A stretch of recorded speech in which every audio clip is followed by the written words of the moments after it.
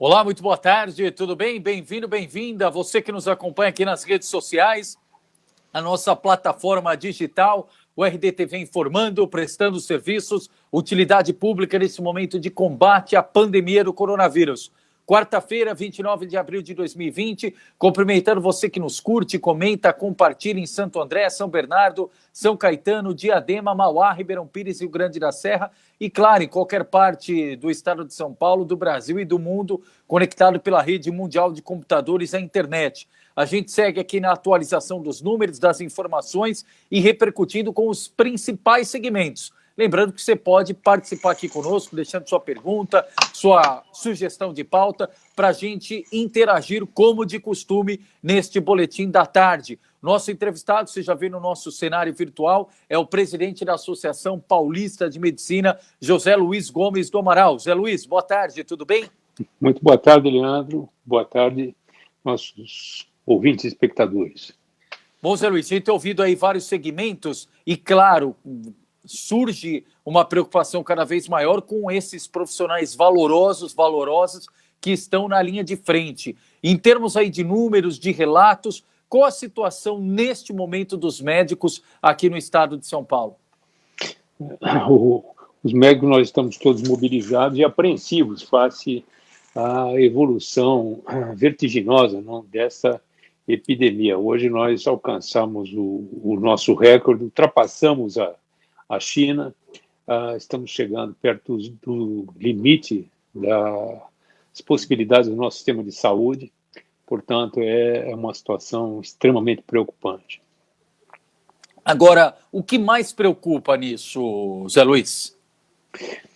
Nos preocupa vermos chegar próximo o momento em que as possibilidades de atenção serão superadas. Isso configura aquilo que tecnicamente se chama um desastre sanitário, quando não é possível mais fazer face ao problema. Portanto, nós já imaginávamos que esse risco chegasse, ele está chegando, essa possibilidade está chegando mais depressa do que podia ser esperado, e vamos ver se nós conseguimos reagir de uma maneira proporcional, de tal sorte a conseguir dar conta desta demanda. Hoje nós tivemos a notícia de reforços no sentido de aumento das possibilidades de atendimento, seja em leitos de hospitais, seja em equipamentos, enfim. Vamos esperar que consigamos dar conta dessa demanda. Isso, até a falar isso num próximo instante, a gente acabou de transmitir a coletiva do governador João Dória.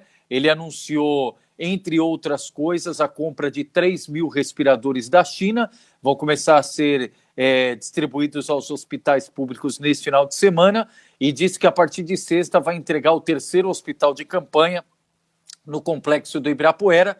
Lá no complexo, 268 leitos, somando aos outros dois já em funcionamento, o Pacaembu e também do AMB, 2.268 leitos. Agora, do ponto de vista dos profissionais da saúde, por exemplo, há uma preocupação muito grande, Zé Luiz, sobre a realização de testes. A associação tem um número, um levantamento de quantos médicos já fizeram testes, quantos não fizeram e como é que está esse processo para testar os profissionais da saúde? Com relação aos testes, nós temos aqui um dos focos de preocupação, né? Aproximadamente 10% dos médicos que nós entrevistamos na semana que foi do dia 9 ao 17 de abril, isto é, há 15 dias, foram testados. Se eles foram testados, significa que eles se apresentaram ao longo deste período alguma manifestação compatível com os sintomas e sinais do Covid. Então, é possível que isto tenha acontecido. Porém, o que mais nos preocupa é o fato de que os testes estão disponíveis apenas para os casos onde há mais gravidade, onde há necessidade de internação, e mesmo assim internação com gravidade. Isto é absolutamente insuficiente, é fundamental que se tenha testes disponíveis para todos os pacientes em que haja suspeita.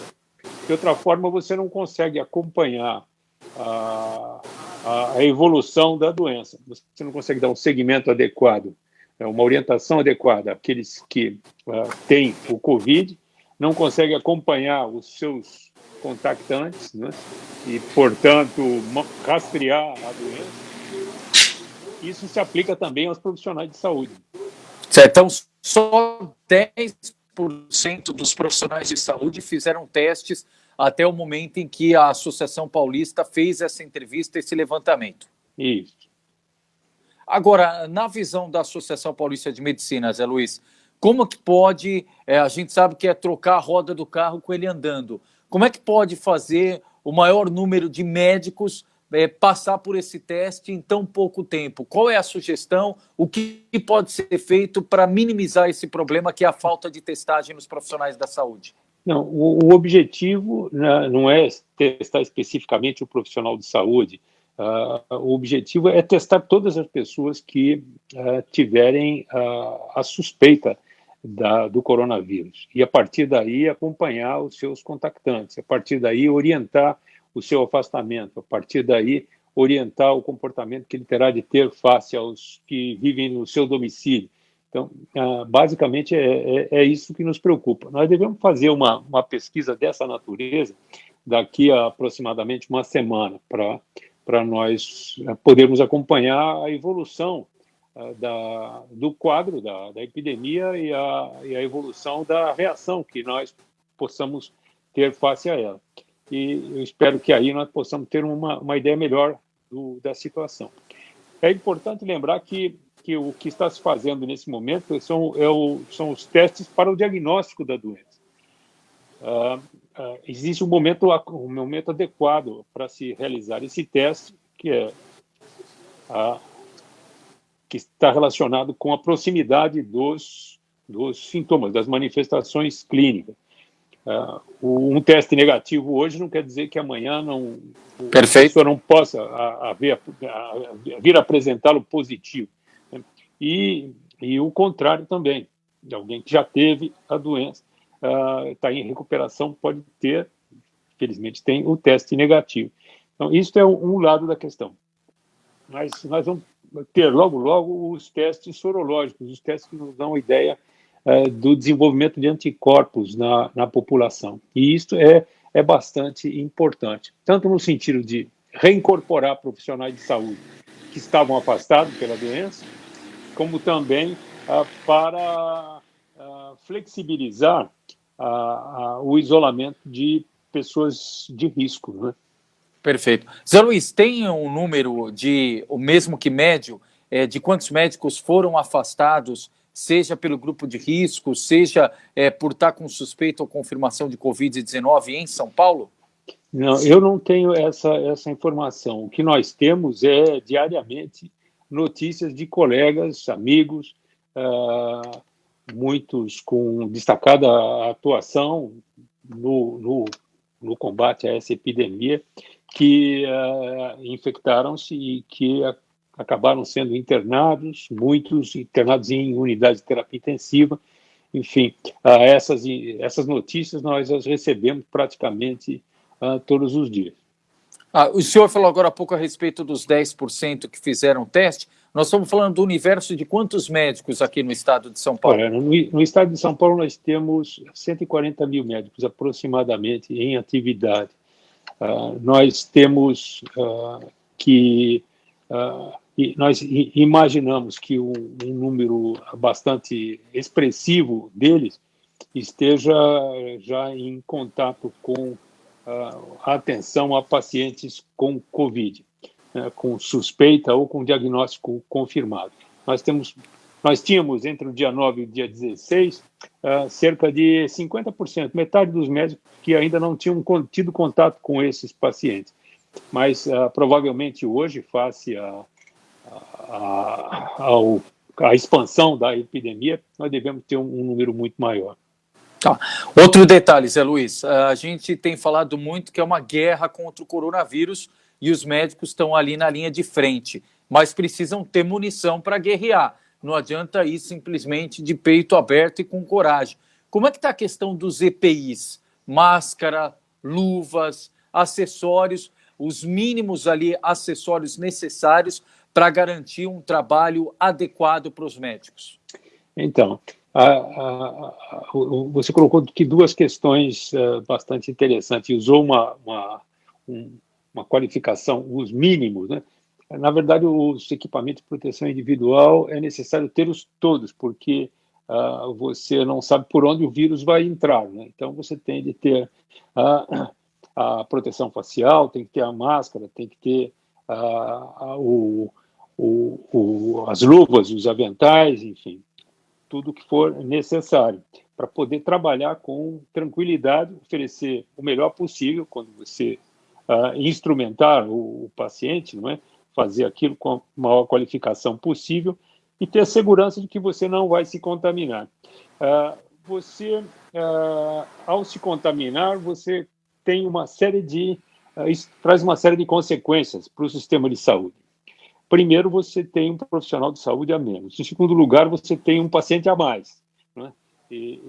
Portanto, isso tem de ser considerado. O que efeito isso tem? Ter um paciente a mais significa uma sobrecarga a mais para o serviço, um lugar a menos, né, para a internação hospitalar, se esse paciente for um paciente que vem evoluir com gravidade. Você tem o risco de contaminação de familiares e você tem o risco de contaminação de outros pacientes que ele vier a atender até o momento em que ele vier a ser afastado. Então, nós temos aqui uma série de problemas muito importantes. Isso traz um impacto também bastante grande na organização dos serviços, traz um impacto muito grande no moral dos serviços também. Então, mas nessa linha... Não, mas nessa linha, Zé Luiz, a associação tem algum levantamento de quais são as principais demandas, quais locais mais têm faltado, onde que está tendo falta desses EPIs e quais EPIs? Isso, nós temos monitorizado continuamente isso, tem uma linha telefônica dedicada a isso, a receber informações. Não adianta simplesmente receber informação, nós temos que receber informação e imediatamente comunicar à instituição que naquele setor está faltando este ou aquele equipamento. O equipamento que mais falta são as máscaras N95 e similares. Não que não faltem outros equipamentos, sim, mas numa frequência menor.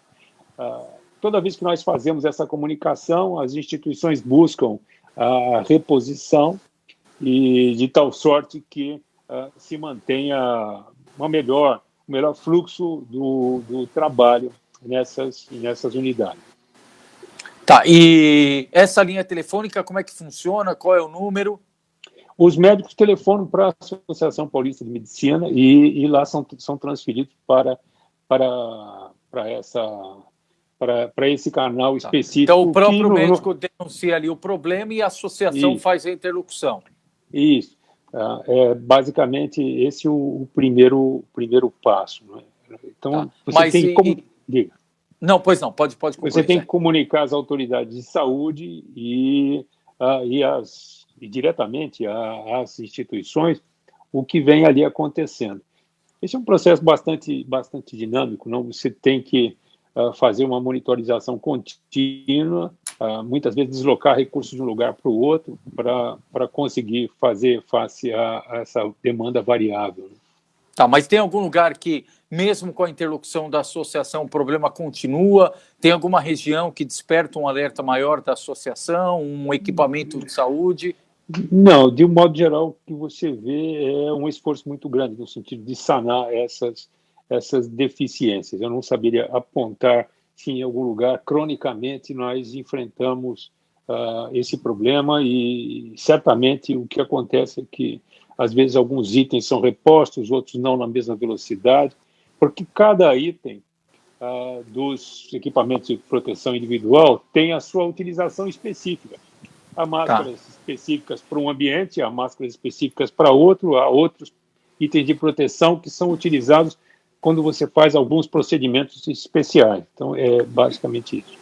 Quantas reclamações a associação já recebeu através dessa linha telefônica? Olha, eu vou lhe passar um número certinho, mas nós recebemos de mais de 2.000 entrevistados, não? A notícia de que mais de 50% das ocasiões faltavam máscaras, portanto, de 2.000 entrevistados, você imagina, 50% são 1.000 denúncias específicas sobre isso, e denúncias essas tiradas dessa entrevista. E a falta de testes disponíveis para todos os pacientes com suspeita, mais de 60% dos médicos referiram a falta de testes. Nossa, então, é claro, como você bem disse, Zé Luiz, é uma amostragem, mas dentro dessa amostragem, 50% dos médicos relatou falta de máscara da N95 ou similar, como o senhor destacou, e 60% Sim. da falta de testes aos pacientes com suspeita de coronavírus. Sim, aos pacientes não muito graves, né? Perfeito. A gente falou aqui, Zé Luiz, em relação a hospitais de campanha, tem tido algum tipo de reclamação específica dos profissionais que atuam no hospital de campanha? Porque lá, literalmente, é 100% casos de coronavírus confirmados ou suspeitas. Tem alguma demanda específica desses locais? Não, mas eu imagino que na próxima entrevista que nós fizermos, na próxima pesquisa, nós poderemos ter uma resposta melhor com relação a isso. Quando, entre o dia 9 e o dia 17, nós tínhamos uma situação de menor atividade nesses hospitais. Alguns nem estavam ainda recebendo pacientes. Portanto, aqui é basicamente esta situação. Nós temos aqui nesse contexto, né, dessa entrevista realizada nesse período, que aproximadamente 58% dos hospitais tinham hospitais, ambulatórios, instituições de saúde do país tinham alguma atividade voltada ao coronavírus. Um pouco menos de 10% somente dedicados ao coronavírus. Portanto, é um número substancial de instituições que está desviado, que tem sua atenção desviada para este problema. Em relação a essas demandas que a Associação Paulista de Medicina recebe, Zé Luiz, até para a gente ter uma ideia, o que mudou no perfil dessas demandas? Por exemplo, quais eram as reclamações antes da pandemia? Olha, antes da pandemia, nós já tínhamos um sistema de saúde com muitas deficiências, né? Então, falta de vagas nas unidades de terapia intensiva eram recorrentes, nós tínhamos falta de equipamento, falta às vezes, de medicação, de pessoal. Isso é uma constante no nosso sistema de saúde, e quando nós nos vemos frente a uma pressão como essa, nós nos apercebemos que são décadas de oportunidades perdidas, no sentido de nos estruturarmos melhor. Quando nós olhamos para países como a Alemanha, por exemplo, que tem uma estrutura mais robusta, mais sólida, capaz de enfrentar isso, nós percebemos que só isso foi possível não em função de um preparo específico para o coronavírus. Simplesmente eles estavam preparados para qualquer eventualidade que viesse a surgir. Espero que essa seja uma lição que a gente tenha aprendido aqui, que é fundamental manter o sistema de saúde, e particularmente o sistema de saúde pública, né? Há quantos anos nós não temos um sistema de saúde pública, concurso para profissionais de saúde? Isto tem sido relegado a um segundo plano, né? A responsabilidade fiscal tem nos afastado de um esforço de manter os hospitais com um pessoal adequado, com um pessoal treinado.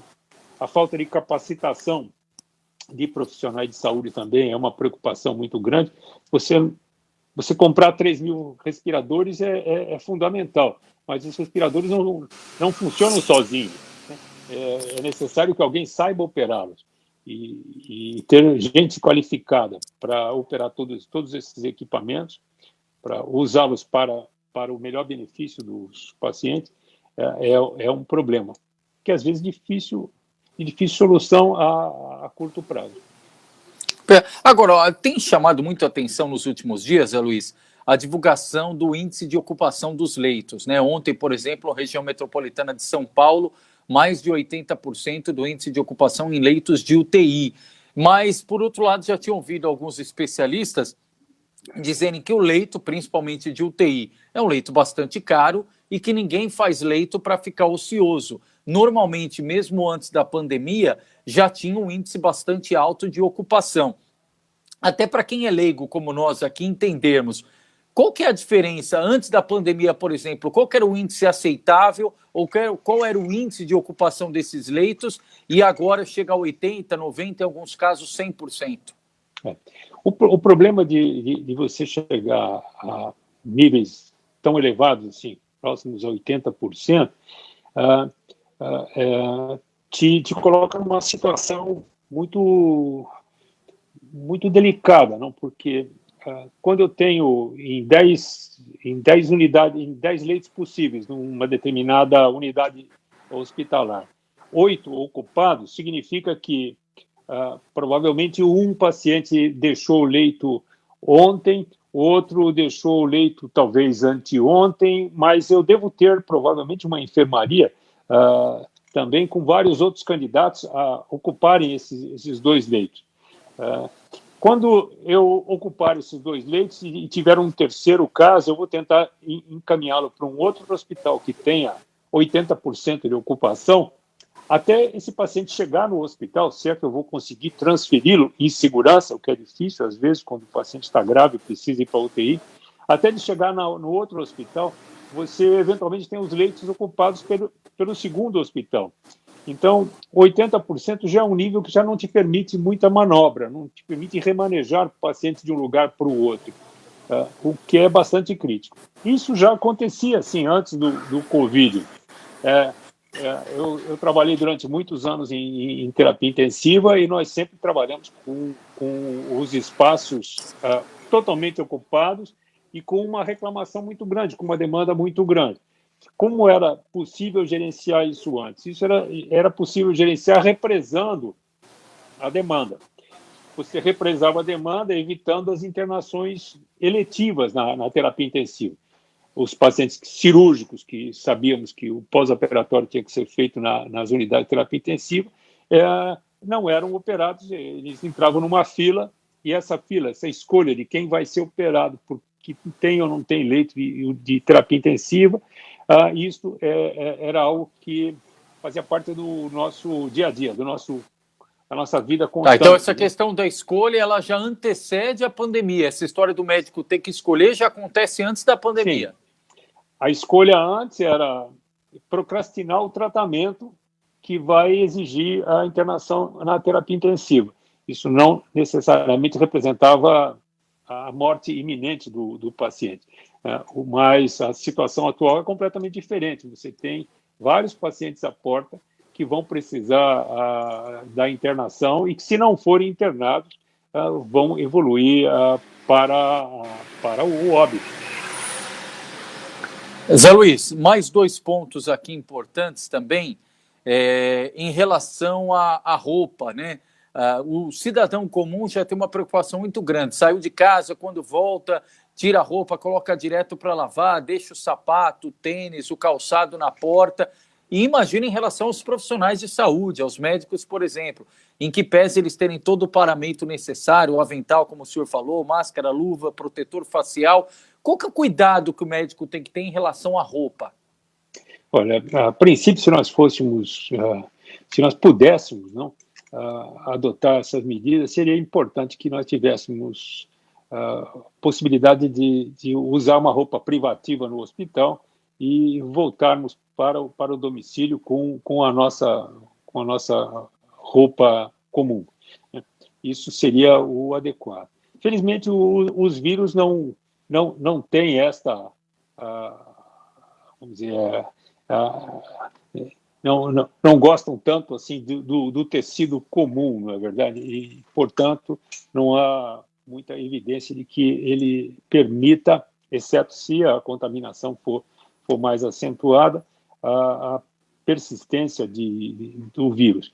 Mas recomenda-se que todo profissional de saúde que está em atividade numa área Covid, que ele utilize aventais apropriados para que não se contamine, seja a roupa privativa, que vai depois contaminá-lo na troca de roupa, seja a sua própria roupa comum, não é?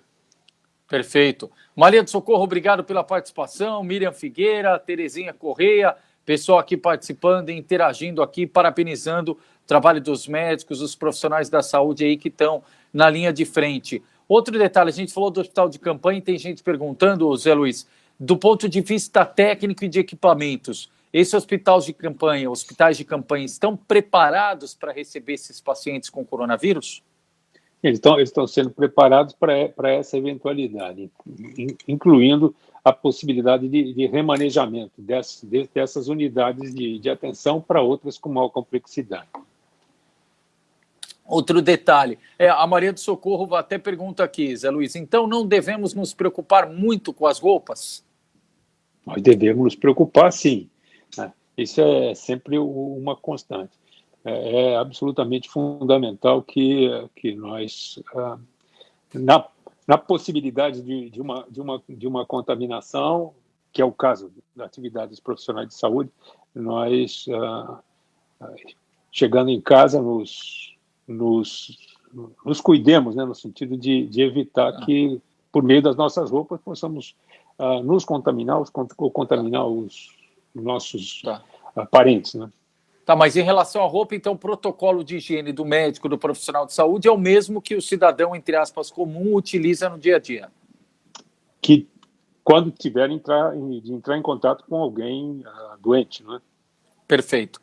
E para a gente fechar aqui, Zé Luiz, a gente tem ouvido muitos relatos aí de profissionais em relação a uma pressão, um estresse muito grande, o que gera também um problema psicológico, problema da ordem de saúde mental, quadros de depressão, síndrome do pânico. No dia a dia, a Associação Paulista de Medicina tem relatos nesse sentido de profissionais que estão na linha de frente, tem médico ficando mais doente, adoecendo mais do que estava antes da pandemia devido à pressão e tudo que envolve esse momento? Eu acredito que nós vamos ter isso de uma maneira cada vez mais intensa. Esse momento é relevante para todos nós, não só para os profissionais de saúde, mas, vamos dizer, para os profissionais de saúde especificamente.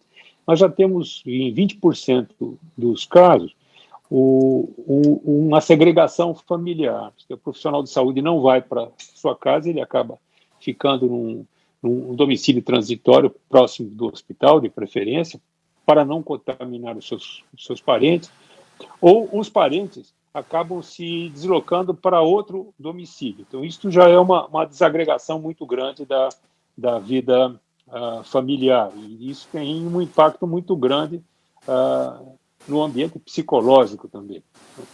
À medida que a pressão for se intensificando, e já está bastante intensa em vários lugares, em alguns hospitais, em algumas instituições de saúde, nós vamos ter o estresse associado a especificamente isso. Ao lado disso, nós temos um outro problema que valeria muito a pena ressaltar aqui, é o fato de que a vida continua e as doenças também continuam, as outras doenças, não o Covid. E se nós temos mais de quase 50% das instituições voltadas para a Covid, isso significa que nós temos 50% a menos de possibilidade de atenção às pessoas que têm outras doenças. E essas outras doenças, elas vão sendo represadas, a atenção a essas doenças, vão sendo procrastinadas, vamos dizer, e elas vão se agravando. Então, daqui a alguns meses, isso vai trazer uma pressão imensa de demanda no sistema de saúde. Nós precisamos ter muita atenção para isso. Já não havia leitos suficientes, já não havia possibilidade suficiente de atenção à saúde antes do Covid. Nós já tínhamos muitas deficiências e agora nós as teremos de uma maneira intensificada. Zé Luiz, pois não. E com relação aos profissionais de saúde, essa pesquisa também mostrou que 35% deles têm algum fator de risco, tem algum problema de saúde também, não Covid, mas que pode ser agravado pela presença dessa virose. Portanto, esses profissionais deveriam estar afastados. Nem todos estão afastados, o que gera também um estresse adicional.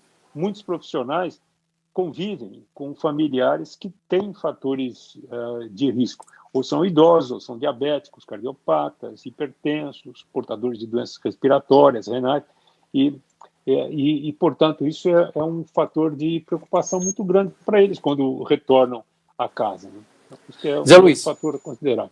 Tá. Essa pandemia é o maior desafio para os médicos que o Brasil já enfrentou? Certamente, a nossa geração, nós nunca vimos algo parecido. Talvez em gerações anteriores, a gripe espanhola, enfim, era um problema. Eu vivi, quando era bastante jovem, a epidemia de meningite aqui em São Paulo. Era um grande problema, nós também carecíamos muito de equipamentos e recursos de proteção individual, isso era para nós um problema também. Nós convivemos quase todos a epidemia de HIV, que foi um imenso problema, hoje continua sendo um problema, mas um problema que passamos a conhecer um pouco melhor, mas uma epidemia como essa, com esta rapidez, com esta gravidade, isto é o maior problema de saúde que nós enfrentamos nessa geração.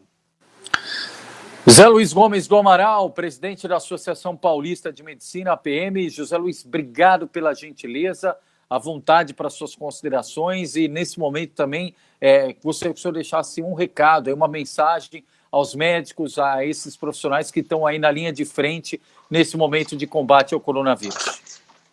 Eu agradeço muito a oportunidade.